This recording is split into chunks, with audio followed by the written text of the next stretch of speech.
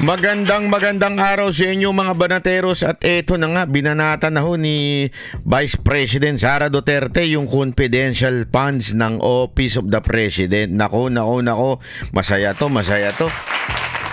Kasi alam nyo naman itong Tuwadcom, yung mga siraulo diyan sa Tuwadcom at saka diyan sa tawag dito sa sa grupo ni Chua, yung kanyang committee. Ewan ko kung anong tawag diyan sa committee na yan, committee ng mga ewan ko, parang tingin ko kasi pasensya na ha, pero ito yung opinion ko lang to committee ng mga tanga sorry Hindi naman. Hindi naman sa ganun. Kaya lang ipapaliwanag natin kung bakit ganun, di ba?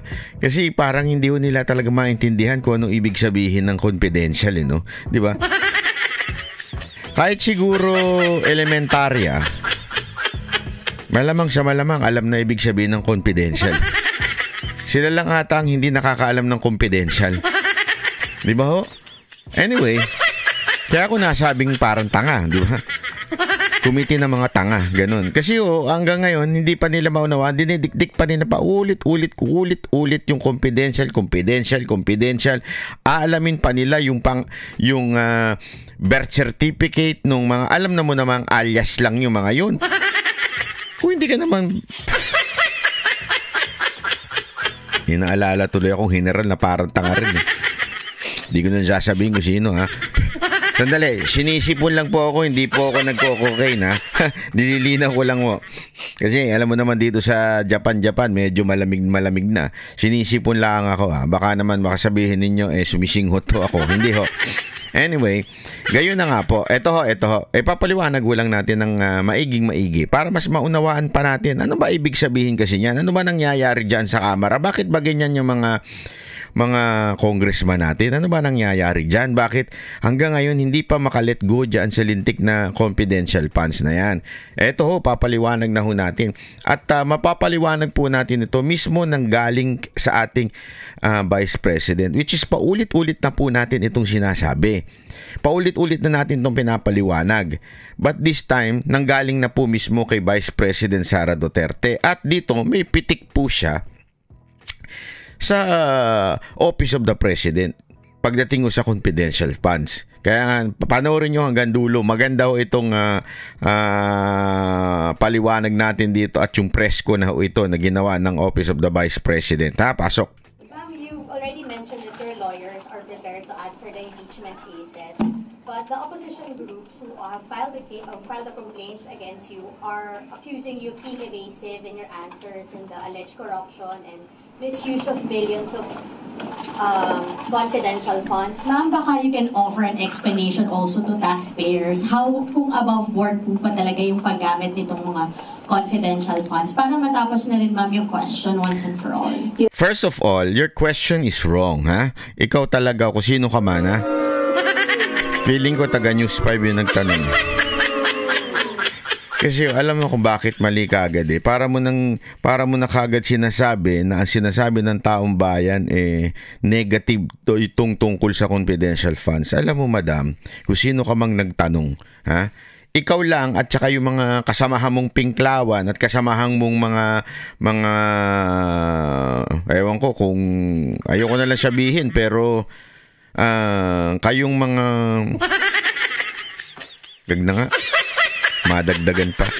Hindi kasi obvious yung tanong mo, halatang may karga na para maipaliwanag na daw sa taong bayan kung talaga bang hindi na gastos to sa mali o ano. Madam, obvious naman Kasi alam mo, kung talagang concern ka, kung ikaw nagtanong, concern ka sa talaga bang nagastos sa tama ang confidential funds ng Office of the Vice President, why don't you ask the Office of the President?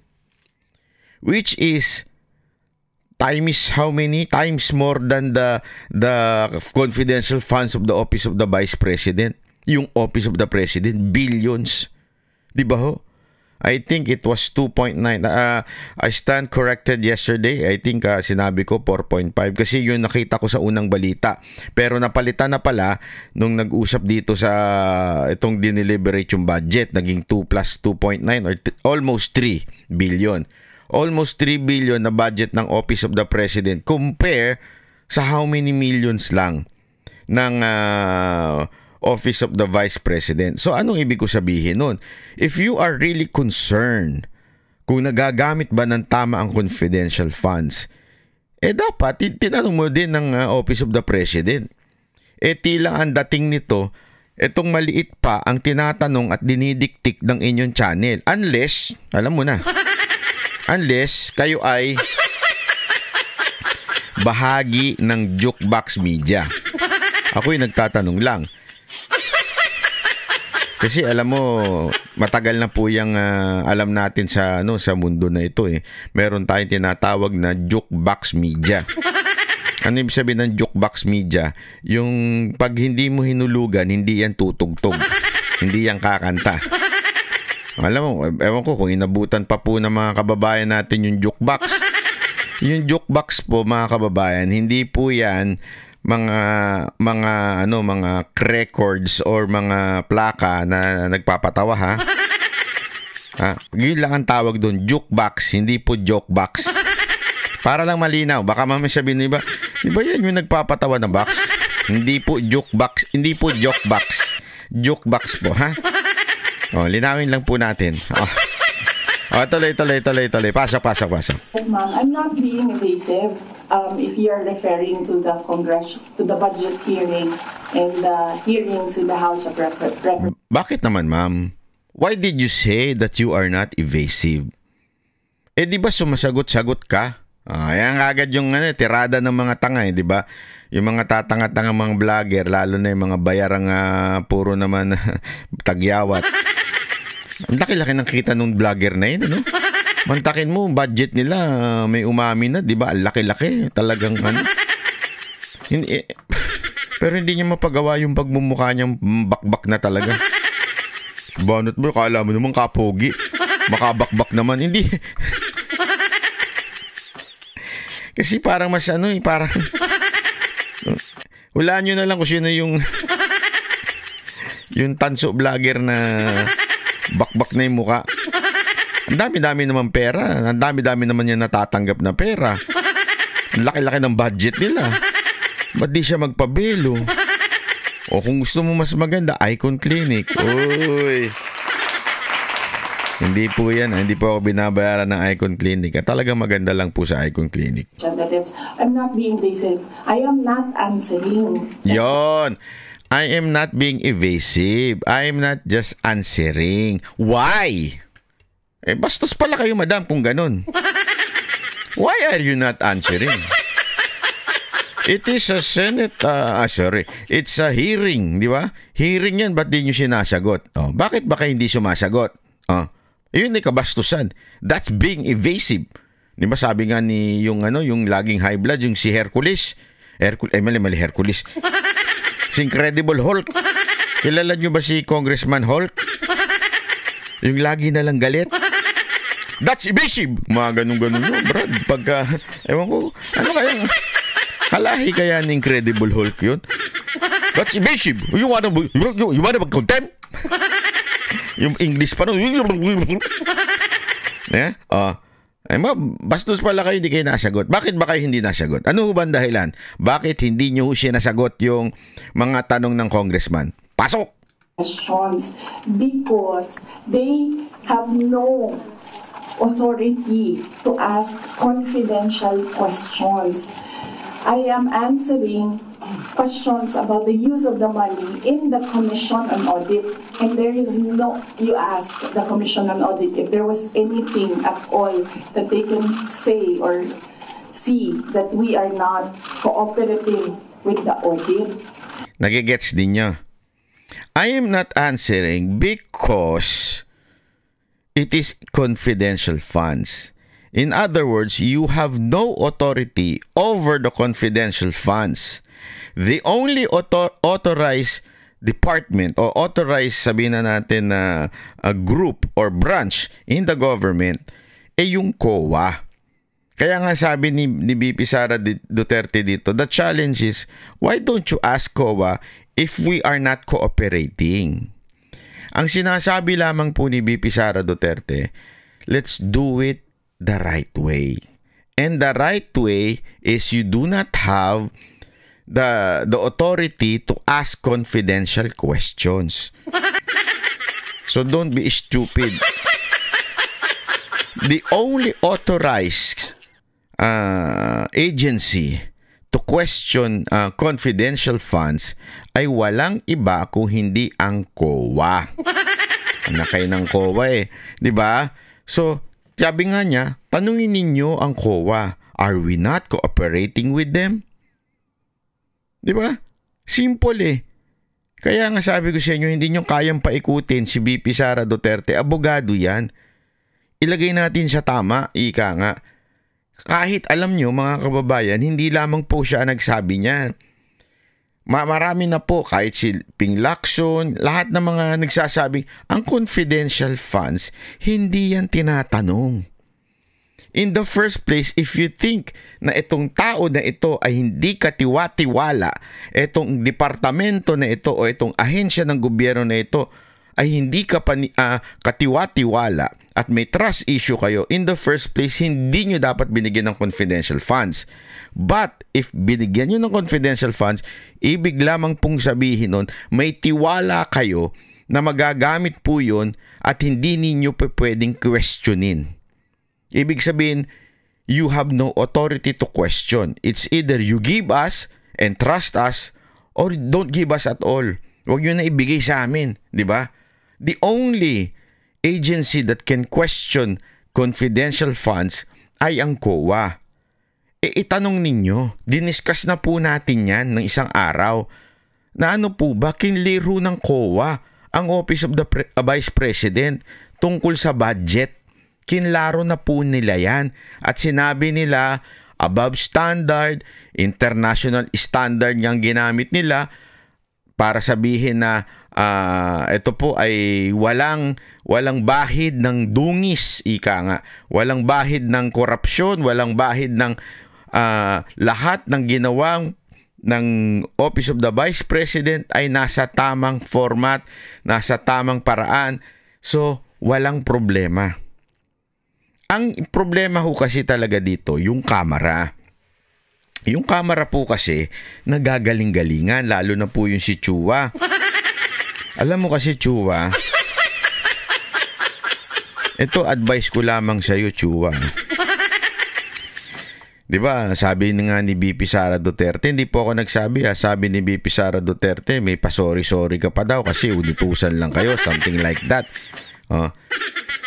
Siguro kung if this is true, okay? If tunay yung sinabi ni VP Sara Duterte at talagang ganyan ang motibo mo, parang sinayang mo. Hindi yung tiwala mo kay Romualdez. Sunod-sunod ka pa man din kay Romualdez, lalo ka lang matatalo doon sa distrito mo. Kasi ngayon lumabas yung tunay na masasabi nating galing mo. Wala pala. Diba? Yun ang totoo. Wala ka palang galing. Ibig sabihin, hindi ka pala karapat dapat dyan sa kamera. Yan po ang napatunayan ng hearing na ginagawa mo. Kesa na napabuti yung kalagayan mo bilang incumbent na congressman, napasama. Diba? Naghangad ka ng tulong at suporta mula kay Romualdez, mapapahama ka pa pala. Sinabi ko naman kasi sa iyo dapat sa susunod wag magano ka na lang wag ka na kasi magmagaling Alam mo, hindi eto sa House of Representative, ilagay nyo lang yung level ninyo sa kakayanan ng utak nyo. Kung hindi kaya ng utak ninyo, wag yun ang pinapasok.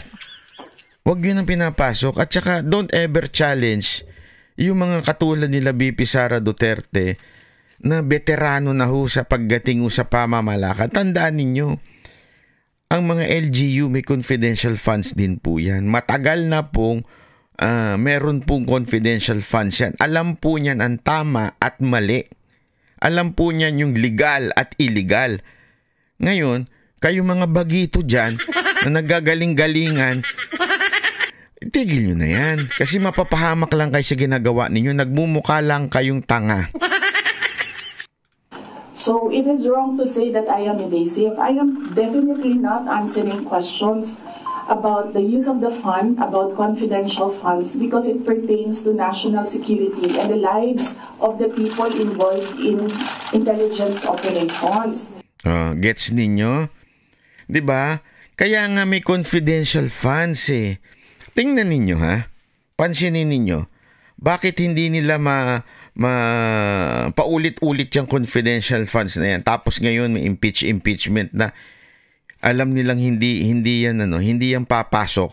Kasi alam mo, masusuplak po sila diyan sa Senado eh. Lalo na pagka tumayong mga huwes. Di ba? Yan ang mangyayari diyan. Tatayong judge yung mga senators. Tapos ang Congress ang magiging parang nagpo-persecute sa kanya. Tapos may mga lawyers siya. Ganun ang dating nun. Maglalabanan po sila. Pambihira. Magmumukhang tanga yung kung sino man ang mag-uusig dito kay VP Sara Duterte. Uusigin siya because of the confidential funds. Mantakin mo. And the law says, national security concern ay hindi pwedeng sabihin yan. Kasi nga po, confidential yan. Ano gusto nyo ilaglag ni VP Sara Duterte? Yung mga binayarang spy, intelligent na agent, yung mga agent na mga intelligence officer, gusto ninyong ilaglag? Tanga ba kayo? Kaya hindi talaga magpa-prosper yung impeachment eh. Napapahamak na sila dito eh. Para bagang ang kanila, nautusan lang silang, sige, dikdikin nyo yan, dikdikin si VP Sara hanggang madurog na madurog. Hindi nila namalayan na nagamit din pala sila ng mga Makatae Black. Tapos, ginamit yung impeachment. Ngayon, nakinontra na ng INC, kinontra na ng iba't ibang religious group, aatras na sila. Patay na ho sila, napahamak na ho sila. O edi mukha kayong mga tanga ngayon. 'Di ba? Tapos ayan, ididikdik nyo na naman yung confidential funds. Ito pa, may hirit pa si VP Sara dito. And yes, as I said, we have fully cooperated with the audit process of the Commission on Audit, who has the sole jurisdiction to ask questions about the use of confidential funds. In fact, 2/4 of the Department of Education are already cleared by the Commission on Audit, but it is still being questioned inside the committee in the House of Representatives. Ganun po sila kapulpul. Bakit to kanyo? Ano po yan eh, pagbabasahin ninyo sa batas ang description ng COA, they are the exclusive na mag-audit ng budget ng bawat ahensya ng gobyerno, lalong-lalo na yung mga sensitibong issue tulad doon ng confidential funds. Eksklusibo po nilang authority yun. Ibig sabihin ng eksklusibo, kanila lang po yun. Kaya nga po, yung mga yan ay merong term eh. Hindi ho sila yung, parang ano din po yan eh, yung what they call this, yung mga judge, di ba? Yung mga ombudsman na ina-appoint sila ng presidente pero may term sila. Hindi sila pwedeng tanggalin. Kung wari, inabutan na ng ibang presidente, hindi sila pwedeng tanggalin. Kasi nga, ang protection nun para hindi mabahira ng politika. Ganun po ang COA, ang kalagayan din ng COA. Kaya nga po sinasabi ho natin dito, kinlear na nga po ng DepEd, ng COA po ang DepEd, pero etong kamera, parang tanga, nagmamagaling pa rin. Mantakin mo, tapos na ha, kinlear na po ng COA. Ano ginagawa nila? Dinidiscuss pa rin nila. Alam niyo po ba na hindi ho biro ang mag-audit ng mga ganyan. Kailangan may expertise ka. Hindi ho pwede yung gawin lamang ng mga bold star. Hindi. Wala namang masama sa bold star, ha?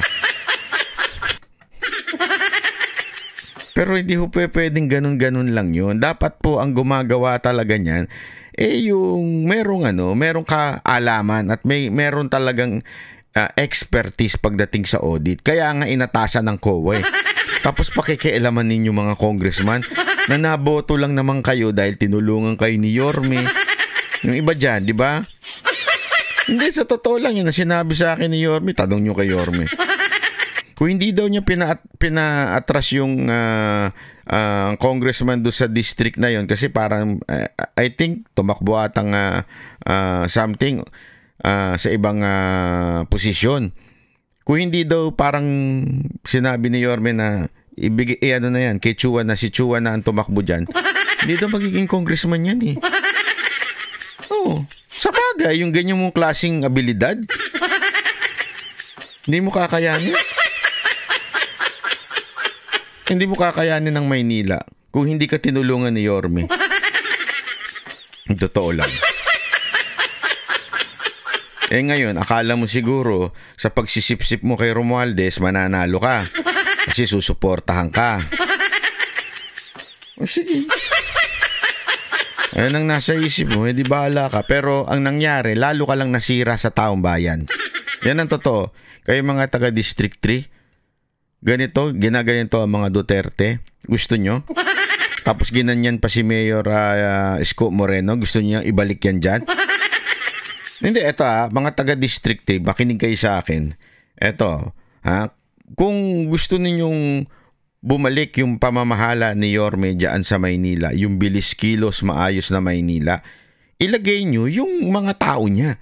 Yung congressman ni Yorme sa District 3, yung mga konsehal niya. Huwag mo ilalagay yung mga bulok. Yung mga nabulok sa kamera. Tsaka mga bulok na konsehal, di ba? Dapat yung ilagay mo yung mga Yorme's Choice. Para talagang sigurado. Hindi isa lang naman yan eh. Gusto mo ba ng mayonnaise? Ay, mayonnaise. Ladies' Choice na maasim? Hindi. Hindi naman po lahat ng Ladies' Choice maasim. Kaya lang ito kasi napanis na eh. Yung Ladies' Choice na ito eh. Panis na eh. Walang nangyari sa Maynila eh. Ano gusto nyo yan? O yung Yorme's Choice? Bahala po kayo. So, that is the reason why I am not answering questions from the House of Representatives. Plus the fact that, as I said, it is an attack. It is a political attack. O bakit mo naman nasabi yan? Vice President Sara. Bakit mo naman nasabing politika yan? Sige nga, tingnan ko nga kung justifiable ang dahilan mo kung bakit mo nasabing yan ay isang political attack. Pasok. If you are in aid of legislation and you want to legislate about confidential funds, you do not target one office and terrorize and torment the employees of that office.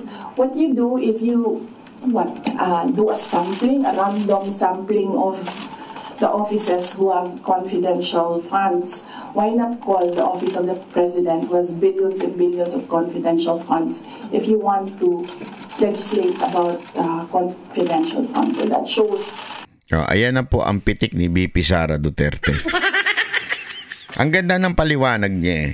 Kasi kaya kayo may komite na nag-handle yan. Kaya kayo may hearing is para sa in aid of legislation. Ibig sabihin sa Tagalog, kaya kayo nagkikita-kita dyan, nagsasama-sama kasi gusto ninyong makabuo ng isang batas patungkol sa confidential funds. Yun ang purpose nyo. Paano ba natin masisigurado na nagagamit ang confidential funds sa tamang paraan? Ang sinasabi nga ni VP Sara Duterte, bakit ako lang ang tinawag nyo? Bakit ako lang o yung opisina ko lang ang pinagtatanong ninyo tungkol sa confidential funds? Ang nangyari, instead na you are in aid of legislation, you are already persecuting the entire office. Kasi kung gusto nyong gumawa ng batas, di ba tama lang eh? pumunta ka dito, tanungin ninyo, AFP, Police, NBI, Office of the President, DOJ, at kung ano-ano pang ahensya ng gobyerno na may intelligence fund o kaya confidential funds, tanungin ninyo, how can we make sure na magagamit sa tama? What laws that we can pass para sigurado na matama ang o magamit ng tama ang confidential funds? Tinanong mo yung mga ahensya na nakakatanggap. 'Di ba? Kasi alam nila kung papaano talaga ginagamit 'yon. Alam nila kung papaano maiiwasan ng korupsyon. Ibig sabihin, your concern hindi sa opisina lang ni Vice President, kung hindi concern ka na talagang gumawa ng batas para malabanan ang korupsyon kung meron man sa confidential funds, o para mabawasan ng pagdududa kung meron man sa confidential funds. Kasi mga kababayan, ang tagal nang meron yan. Bakit ngayon lang pinag-uusapan yan? Ibig sabihin talagang inungkat lang ito para lamang po kay Vice President. So yun nga yung sinasabi ni Vice President, at pinitik niya nga dito yung Office of the President. Gusto nyo malaman kung paano nagagamit? Bakit hindi ninyo tanungin ang opisina ng Presidente na kung saan may pinakamalaking confidential funds sa buong gobyerno? Billions. More or less 2.9, 2.8 billions. Billions po Ibig sabihin po nun, madaming pang party. Madaming pang bayad sa mga vloggers. Bakit ka nag-iyeyehe? Hindi naman tayo kasama dun. Ayaw nga pala.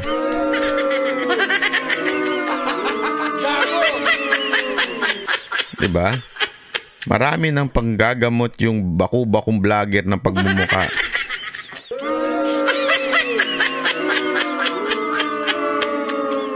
Kaibigan ni Madam Virginia yun. Anong ibig lang sabihin ito, mga kababayan? You are not really concerned sa budget sa confidential funds na supposedly nagagawa nyo ng batas. You're not concerned. Diba? Kasi alam mo, mga kababayan, mantakin mo, wala ni isang congressman. Ito na lang. Sige, siyempre, congressman yan, bata ni Romualdez yan. Alam mo naman, pinsan niya yung presidente. Pero wala ni isang mainstream media na nag-question sa confidential funds ng Office of the President. Yes, binabalita nila. Pero yung talagang gagawa ng special report, yung mga ganyan, yung mga Ed Lingaw na type, special report. Saan ba ginamit ng Office of the President ang budget nitong mga nakaraang 2 taon? Di ba? Alam mo yun? May ganun ba? May bubusisi ba? Meron bang nagtanong, sinong pumirma? Sinong tumanggap? Walang ganun. And yet, yun ang pinakamalaki. Hindi lang pinakamalaki, sobrang laki na confidential funds, di ba? Pera ng taong bayan. Bakit hindi kinwestiyon? Kasi nga po, again, because of the political attack kay VP Sara Duterte. Ako, I stand my ground. Hindi dapat kini-question yan.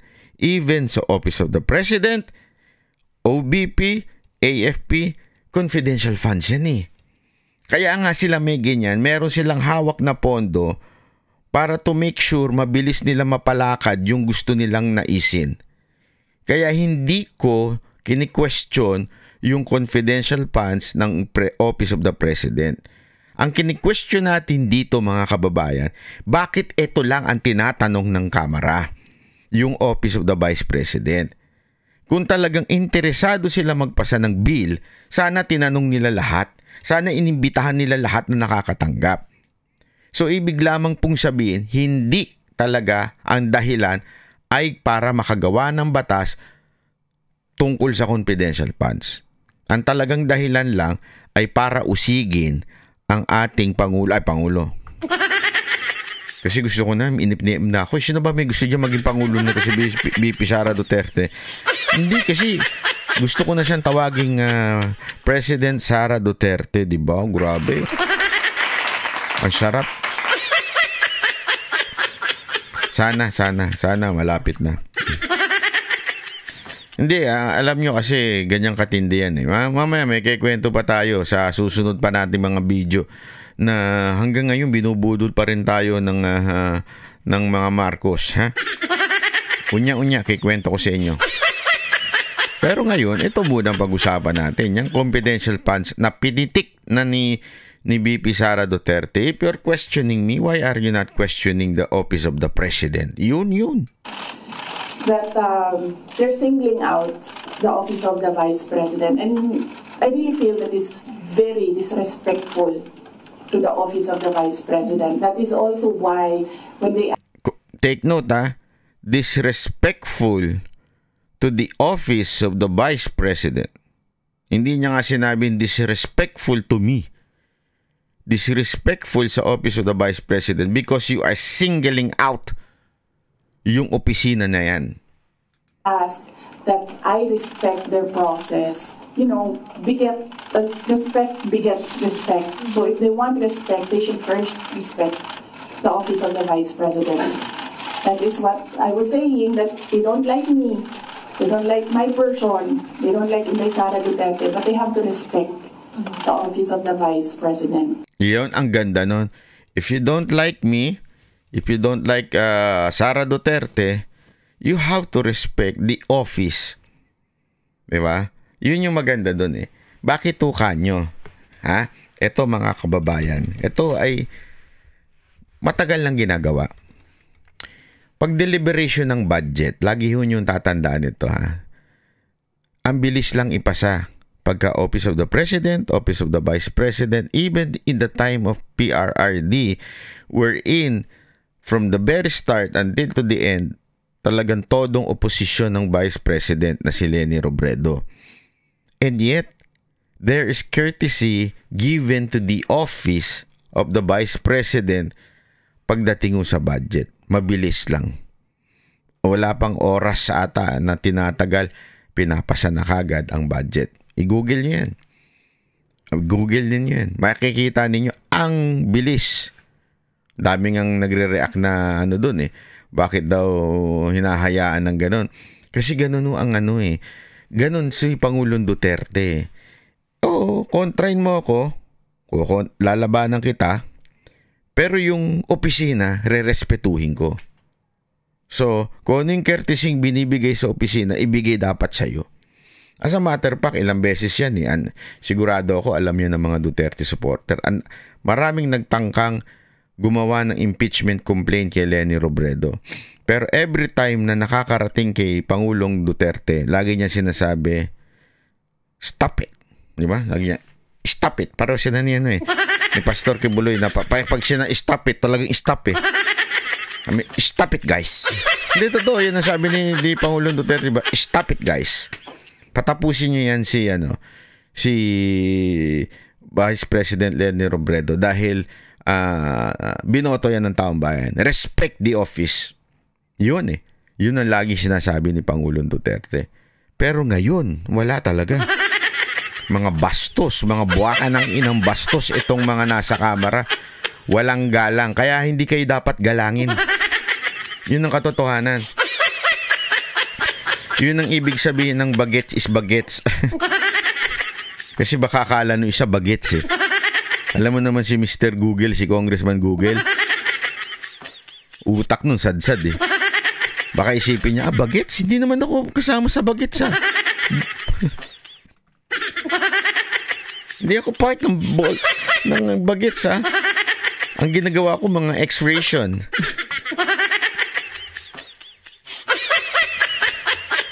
Ano yung sinasabi mong respects? Bagets respect. Bigets po, bigets. Ha?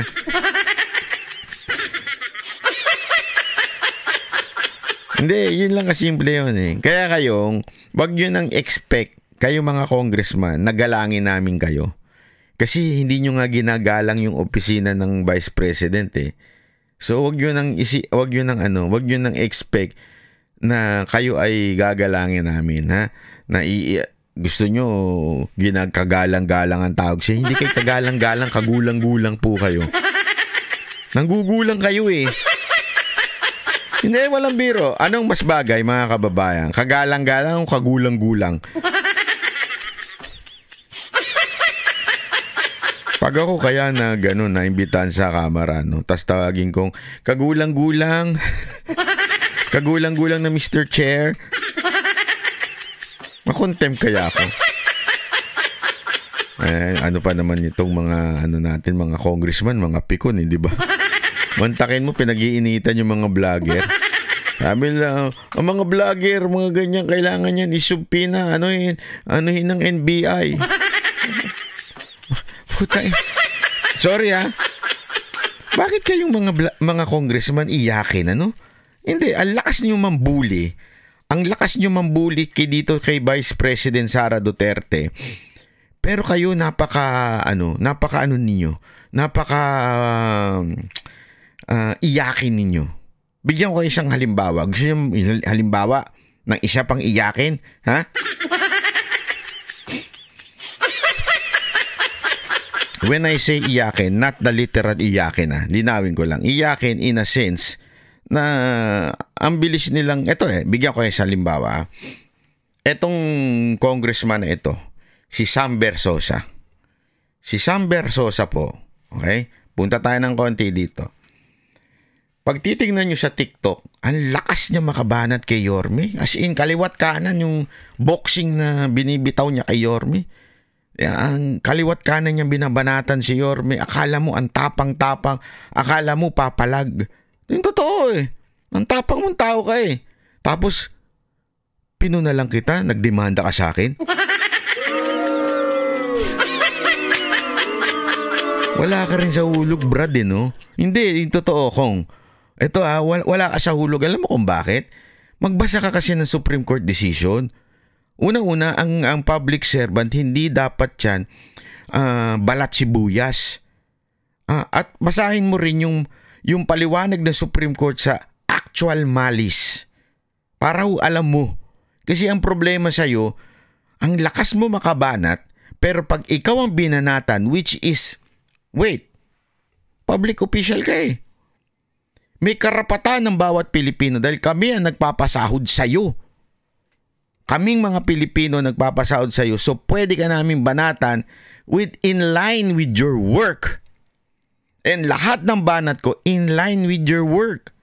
Kahit yung banat ko doon sa marathon na yun, ang analogy nun, kung doon nga merong questionable ka na ginawa, di umano, allegedly, na idiniscuss nung isang editor, na kinote ko lang yung editor ng isang dyaryo na kini-question yung ginawa mo doon sa marathon na yun.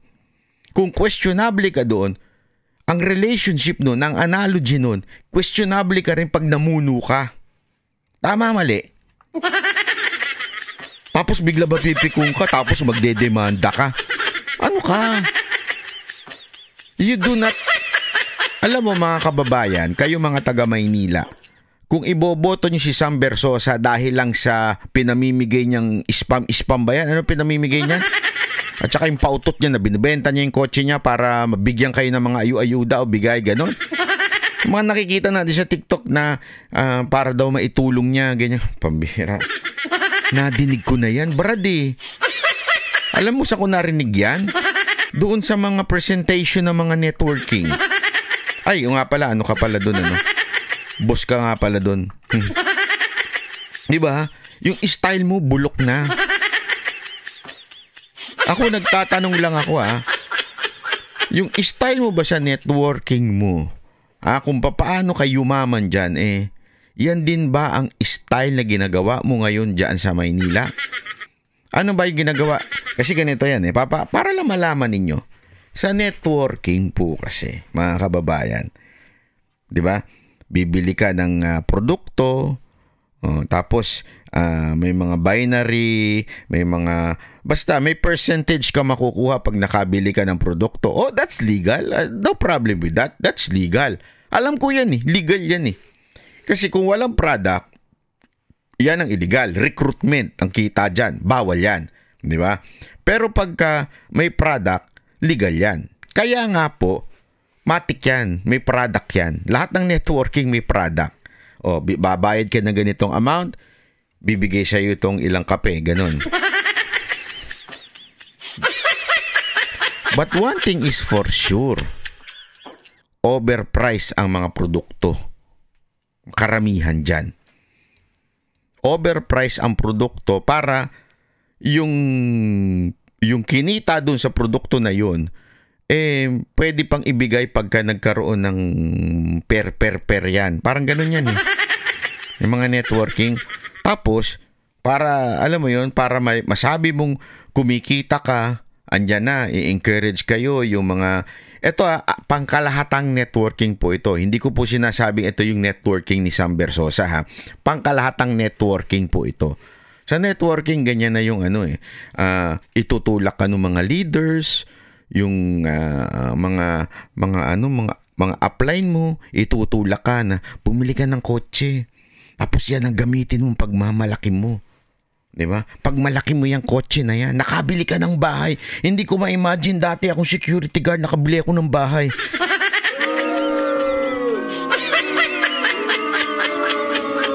Kaya kayo din, pag kayo gusto nyo yumaman, eto, siguradong yayaman kayo.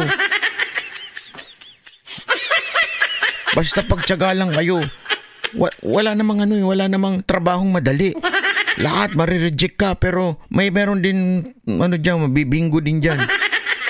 Pagka nagkabingo ka dyan, magkabingo dito, pares yan. Tapos magkakaroon ng dalawang bunga yan, hanggang magkakapares na naman yan, kita ka na naman dyan. Style nyo bulok.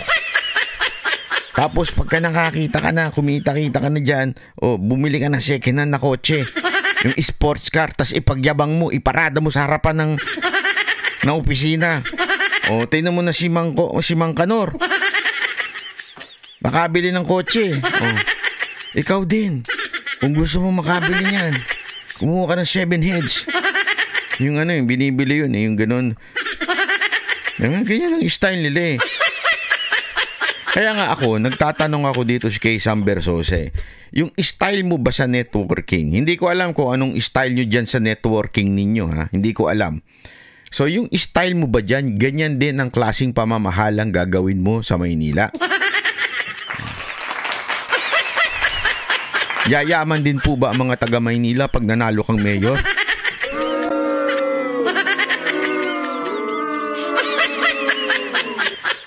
Banat ba'y sinasabi mo ba sa mga networking walang yumayaman? Meron. Marami. Wala ako sinasabing walang yumayaman sa networking. Pero ang percentage ng yumayaman sa networking at ang percentage ng hindi yumayaman, ang laki ng agwat.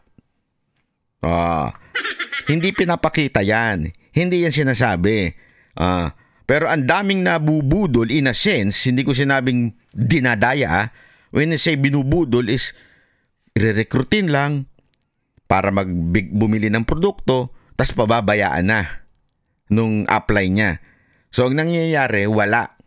In other words, kinuha lang yung pambayad, which is legal naman, pero yung promise na susuportahan, promise na aalagaan, hindi na ginawa. So, kumita lang yung upline. So, ano ibig ko lamang yung sabihin? Oo, may kumikita dyan. Pero, iilan lang. Sa dami-dami ng nare-recruit, sa dami-dami ng pumapasok sa isang networking, ilan lang ang millionaires na tinatawag nila. Yung mga nandun lang sa ibabaw. Kaya nga, ang dami, di bang, hindi ko sinasabing front row ito. Again, hindi ko sinasabing front row ito. Okay? Ang sinasabi ko, ang daming networking na dyan noon. Hindi ko alam kung meron pa kasing front row eh. Ang daming networking dyan noon na nagsara na. Anong nangyari doon sa mga nasa baba? Lugi, negosyo. Ano nangyari doon sa mga leader? Milyonaryo. Pero yung nasa baba, inabutan ng malas.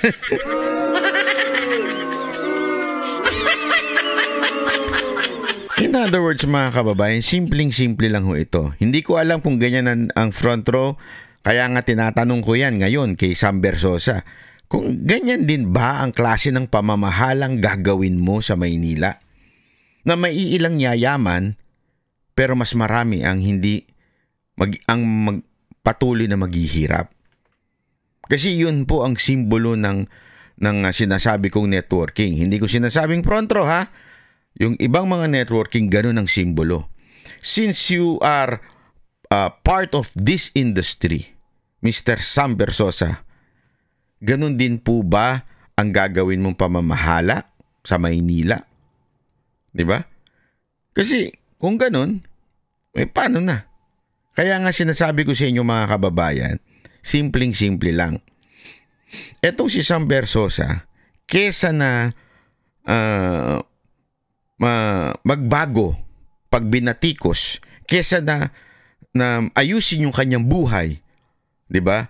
Pag binatikos, kasi ganoon dapat ikaw pag isa kang congressman, isa kang public official, pag binatikos ka, hindi kayong katulad di barbers na sa NBI yan, ganun. Nagagalit kayo.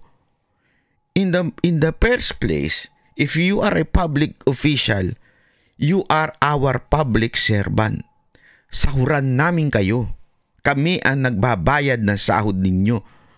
So bilang mga boss ninyo, since kami ang nagbabayad, kami ang boss ninyo, dapat kayo ay nakikinig sa amin, sa utos namin, sa dikta namin, dahil kami ang nagbabayad sa inyo.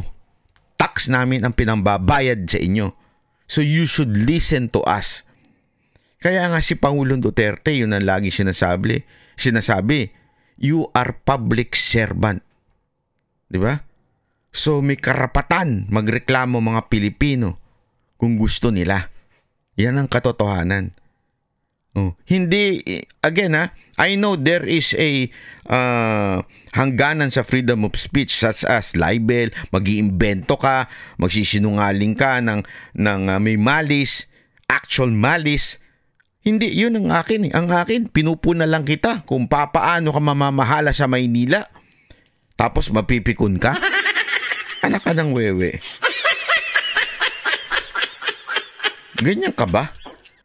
Hindi, ito sa ginawa mong ganyan, yung demanda mo, nagpapakita ka ng karakter mo.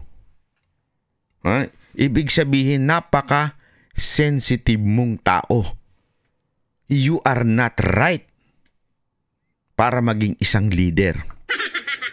Kasi hindi ka tumatanggap ng puna. Ang tunay na leader, sabi nga ni VP Sara Duterte, ako, batikusin niyo ako, wala akong problema. Lahat gawin ninyo. Pero wag na yung mga tauhan ko, yung mga staff ko, kasi hindi sila politiko. Hindi naman sila public servant . Sila po ay empleyado ng gobyerno, pero hindi sila katulad ko na politiko. Ako, binoto ng taong bayan. Kayo, may karapatan kayong punahin ako. Walang problema yun. Dapat ganun ka . Hindi, totoo. Don't tell me mas may bayag pa si VP Sara.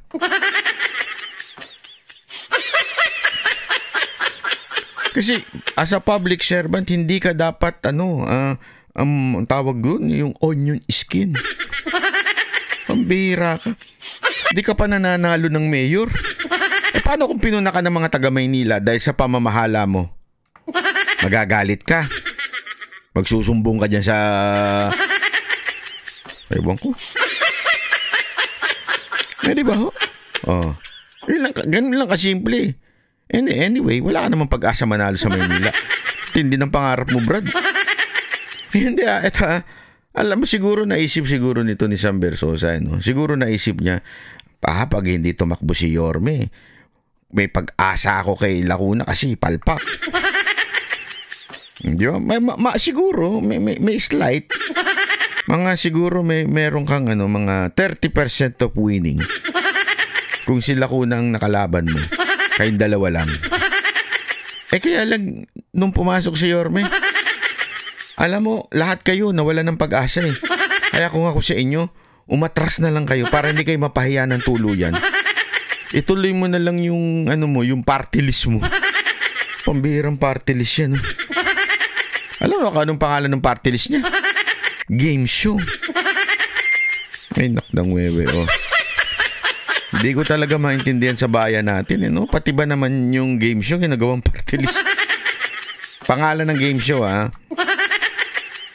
Pero, sige na. Yan ang trip mo. Bahala ka sa buhay mo. Pero, wag ka sanang pikon. Wag ka sanang parang konting lang sa'yo. Na-criticize ka lang ng isang beses. Magdidemanda ako. Nagdemanda. Akala mo naman, maapektuhan ako. Huy, boy. Ano na ito? Kalos na ito. May kalyo na ako. Pagdating sa libel. Hindi ko sinasabing kaya lang, ako? Bihasa na po tayo dyan. Alam naman po natin ng lahat ng kahit noon sigsisimula pa lang ako, yan ang una kong pinag-aralan. Kasi nga banat ako di ba? Pinag-aralan ko yan kung ano ba ang libel at ano ba talaga ang may actual malice or defamation. Pinag-aralan ko ng husto yan. Sinisigurado ko hindi ako gagawa niyan. At una-una, yan ang prinsipyo ng banateros. Hindi mag-imbento ng kahit na anong kwento. Hindi maninira ng walang facts. At pangalawa, hindi namemersonal. Kami po ay bumabanat lamang pagdating sa trabaho na iyong nirerepresenta. Hindi ho kami yung tipo nagsasabi ng personal. Unless that personal thing will affect your work as a public servant. Pero yung personal lang para lang makagawa ng chismis, hindi ho namin ugali yun. At yun din ang kabilin-bilinan ko sa mga kasamahan ko. Lagi lang stick to the facts. Stick tayo sa kung ano yung binabalita. Oo, masarap ka. Alam mo kasi sa social media, ang daming mga sablay ng mga vlogger Sa social media, ang sarap mag-chismis. Pag chismis, mas kinakagat ng tao. Yan ang temptation sa mga vlogger Alam mo na, yung Talano Gold, yung mga ganyan, mga chismis na yan. Hinulaan ni Nostradamus ang pagkapanalo ni Marcos. Sorry pero yan ang mga bumibenta sa mga Pilipino. Pero hindi namin ugali yan. At sabi ko sa kanila, tiisin na lang natin na maging matino tayong vlogger at facts-based tayo. Mainstream media ang ating source. Kung meron man tayong source na hindi galing sa mainstream media, ay yung mismong speech ng tao na yon, na politiko na yon, o di kaya mismong tayo, narinig natin sa tao na to, sinabi niya, yun pwede nating ibalita. Pero hindi po kami nag-iimbento. Yan ang maaasahan ninyo sa Banateros. Yung credibility namin, hindi namin isasaalang-alang para lang makakuha ng views. Hindi po kami ganun. Dahil sa amin mas importante ang credibility bago ang views. Yung views will come, 'di ba? Ako nagpapasalamat ako sa maraming nanonood, maraming nagsi-share at maraming lumalapit sa akin na sinasabi nilang Banat Bay, salamat. Ako na-appreciate ko yan. Sobrang na-appreciate ko yan. As in, hindi ko na nga minsan maisip bakit inalaw ng Panginoon na magkaroon po tayo ng ganyang klaseng panawagan. Pero gayon pa man, hindi yan sa amin na nakakaakit, ika nga. Ibig sabihin, hindi kami yung, pag walang views, ayaw na namin. Hindi. Alam niyo kung bakit? Napatunayan na namin ng ilang beses yan. Napatunayan na po namin. 2022. Pinagmumura nyo kami. Gusto nyo kami saktan. Dahil hindi kami nag-BBM. Ang dami dyan mga kaibigan namin na in-unfriend kami. Talagang pinagmumura kami. Ang galit na galit kay Banat Bayo. Banat Bayo. Talagang asar na asar sa pagmumukha ko. Di ako nag-BBM. Sabi nila, ako pa daw ang hindi Duterte supporter. Ako daw hindi DDS. O ano sila ngayon? Anong ganun? Like na like. O like na like. Sa mga post natin, I understand. Wala namang problema doon. Ito lamang ang patunay na kami po noong panahon na yun, noong 2022, bumagsak po. bumagsak ang views namin, bumagsak lahat ng ang mga subscriber namin, pero nanindigan kami sa tama. Ito kasi ang pinaniwalaan namin, sabi ng aming pinuno na si Pangulong Duterte. Pumasok ang Marcos administration. Pumasok yung kay Bantag. Ang dami bumabatikos. Sinuporta namin si Bantag. Sino pa? Si Tebes. Dami nagagalit sa amin. Ba't yung sinusuportahan si Tebes? Ano ba kayo siya? Kita nyo ngayon. Mismo si Vice President Sara Duterte nag-confirm na yung ginawa kay Tebes ay isang kawalangyaan lang. Tama, mali. Ang dami nagalit sa amin doon. Ilang beses nyo kaming kinagalitan at daming gumaganon-ganon ng aming views dahil sa hindi kami kasi nasisway doon sa kung ano yung popular, yun ang sasakyan. Hindi kami ganun eh. Hindi namin ugali na pag popular sakyan natin. Hindi. Sa amin po kasi, pag tama, palakpakan. Pag mali, banatan. May views? Okay lang. Panalo, salamat. Walang views? Okay lang din. Importante, pag tama, palakpakan. Pag mali, banatan. Yan po ang Banateros. At ako po si Banat Bay. Maraming salamat. Sa susunod na video natin uli. Bye-bye. Yan ang Banateros. Boses ng ordinaryo Pilipino. Banateros ay walang makakaawan.